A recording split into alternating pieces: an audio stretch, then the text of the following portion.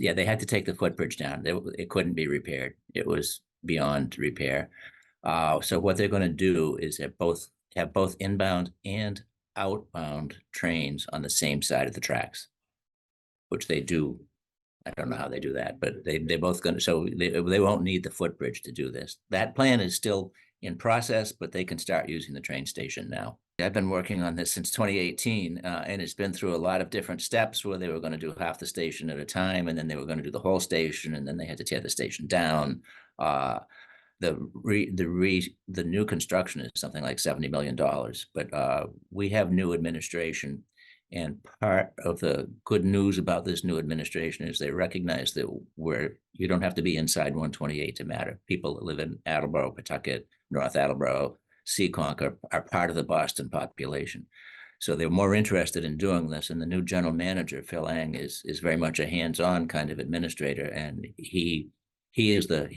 I'm sure he's the magic behind this to figure out how they could actually use the train station now before the new facility is erected. I represent Attleboro, but it's a benefit for the whole region. People from North Attleboro, that's the only train station that makes sense. They would come down to Newport Avenue. People who live in Seekonk, that's the only station that makes sense. People who live in Pawtucket, most of them, that's the only station that makes sense.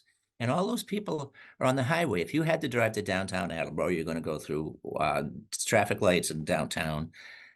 That takes a half hour to get there. If you want to go to Mansfield, you got to deal with traffic on 95. That's going to take 45 minutes. So nobody's using the train. All these people are on the highway. So we're going to have an impact on quality of life, and that people can take the train instead of sitting in back-to-back traffic.